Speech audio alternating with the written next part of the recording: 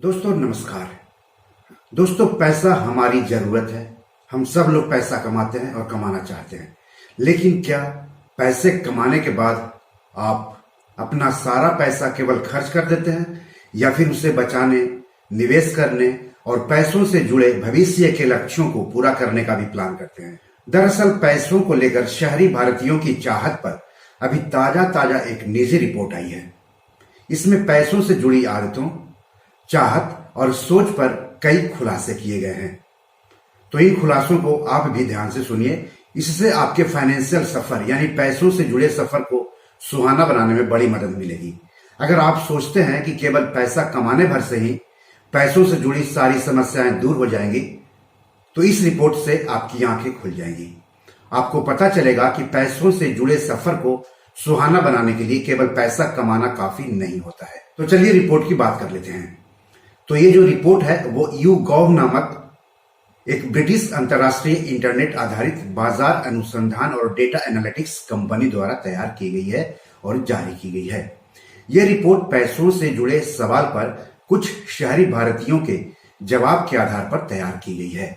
Report के मुताबिक 1/3 से ज्यादा शहरी भारतीयों का दावा है कि पिछले 12 महीनों में उनकी डिस्पोजेबल आय में कमी आई है। अब ये डिस्पोजेबल आय का मतलब क्या है? तो YouGov के मुताबिक डिस्पोजेबल आय का मतलब है व्यक्ति की कुल कमाई में से कर चुकाने और घर, भोजन, ईंधन से संबंधित सामानों पर होने वाले खर्चों को घटाकर बची हुई जो कमाई होती है वो डिस्पोजेबल आय कहलाती है। ये YouGov ने ऐसा परिभाषा दिया है। रिपोर्ट में आगे कहा गया है कि पिछले 12 महीने के दौरान शहरी भारतीयों ने कुल डिस्पोजेबल आय का 33% हिस्सा बचत के लिए रखा, 26% हिस्सा हेल्थ इंश्योरेंस के लिए भुगतान किया, जबकि 21% हिस्सा शेयर बाजार में निवेश किया। सर्वे में शामिल शहरी भारतीयों का पिछले 12 महीने की ये 3 टॉप वित्तीय गतिविधियां रही। 9 फरवरी 2023 को यह रिपोर्ट जारी की गई है। तो 3 टॉप गतिविधियां क्या है पैसों से जुड़ी हुई शहरी भारतीयों की? पहला, पैसा बचाना, दूसरा, हेल्थ इंश्योरेंस के लिए भुगतान करना और तीसरा, शेयर बाजार में पैसे लगाना।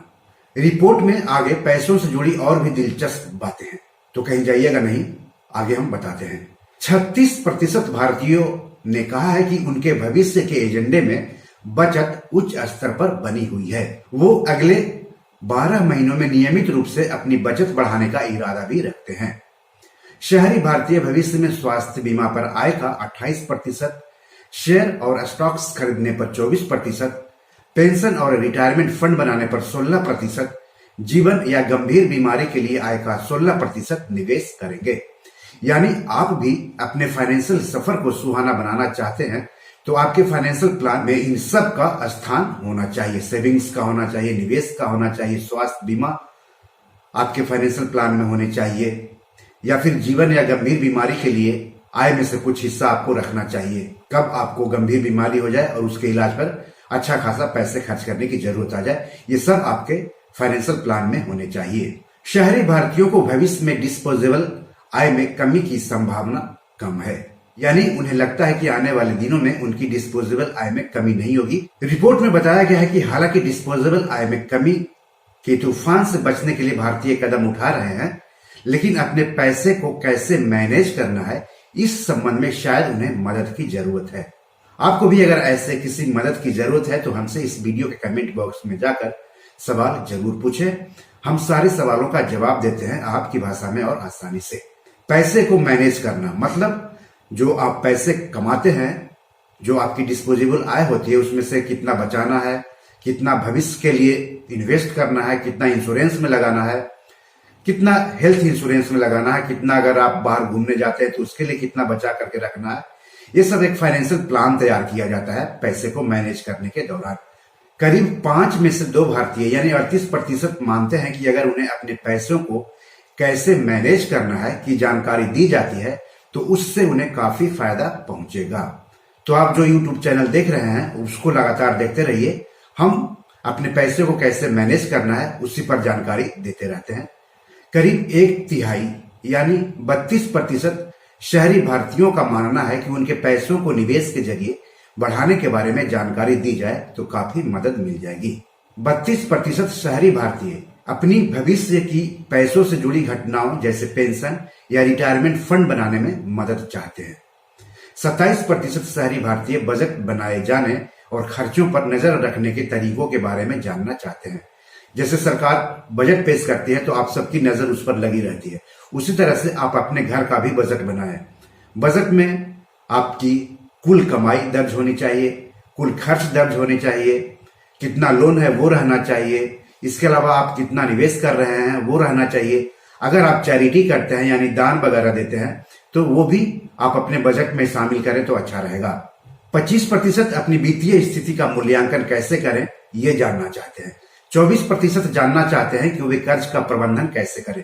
कर्ज बहुत बड़ा तनाव देता है तो कर्ज को मैनेज कैसे करना ये भी लोग जानना चाहते हैं। जबकि 23% शहरी भारतीय रिटायरमेंट के लिए प्लानिंग के संबंध में मदद चाहते हैं, क्योंकि आप हमेशा काम नहीं करते रहेंगे, कभी न कभी तो आप रिटायर होंगे। तो रिटायर होने के बाद आपकी जिंदगी उसी तरह पटरी पर चलती रहे जैसे काम के दौरान चल रही थी, तो उसके लिए आपको कहाँ निवेश करना है, कितना निवेश करना है, ये सब भी जानना चाहते हैं शहरी भारतीय। केवल 15% का मानना है कि उन्हें अपने पैसों को मैनेज करने के लिए किसी मदद की जरूरत नहीं है। तो अगर आपको अपने पैसों को मैनेज करने के लिए मदद की जरूरत है तो आप हमसे संपर्क करें, हमारे कमेंट बॉक्स में जाकर के सवाल पूछें, हम उसका जवाब जरूर देंगे। तो संक्षिप्त में हम आपको यहाँ पर बता देते हैं कि शहरी भारतीय अपने पैसों को लेकर के क्या चाहते हैं। जैसा कि रिपोर्ट में बताया गया है तो 38% अपने पैसों को कैसे मैनेज करना है उसकी जानकारी चाहते हैं। 32% पैसे को निवेश के जरिए कैसे बढ़ाते हैं उसकी जानकारी चाहते हैं। 32% भविष्य की पैसों से जुड़ी घटनाओं जैसे पेंशन या रिटायरमेंट फंड बनाने में मदद चाहते हैं। 27% शहरी भारतीय घर का बजट बनाए जाने और खर्चों पर नजर रखने के तरीकों के बारे में जानकारी चाहते हैं। 25% अपनी वित्तीय स्थिति का मूल्यांकन कैसे करें इस बारे में जानकारी चाहते हैं। 24% कर्ज का प्रबंधन कैसे करें उसके बारे में जानकारी चाहते हैं। 23% रिटायरमेंट के लिए प्लानिंग के संबंध में मदद चाहते हैं। जबकि 15% लोगों का कहना है कि पैसे को मैनेज करने के लिए उन्हें किसी तरह की मदद की जरूरत नहीं है। तो डिस्पोजेबल आय में जो कमी का कारण माना जा रहा है रिपोर्ट के मुताबिक, वो जानना भी जरूरी है। डिस्पोजेबल आय में कमी के 2 प्रमुख कारण बताए जा रहे हैं: कोविड संबंधित आर्थिक संकट और यूक्रेन रूस युद्ध संबंधी आर्थिक संकट के प्रभाव। नौकरी छूटना आय की गिरावट में योगदान देने वाला एक अन्य प्रमुख कारक है। मंदी के दौरान सरकार का राजस्व घटता है और घाटा पैदा होता है। स्थिति को संभालने के लिए सरकार करों में वृद्धि करती है, नतीजतन डिस्पोजेबल आय कम हो जाती है। उम्मीद है ये वीडियो आपको अच्छा लगा होगा, लेकिन इसमें और सुधार चाहते हैं या फिर कोई सवाल पूछना चाहते हैं तो कमेंट बॉक्स में जाकर के जरूर पूछें, हमें अच्छा लगेगा।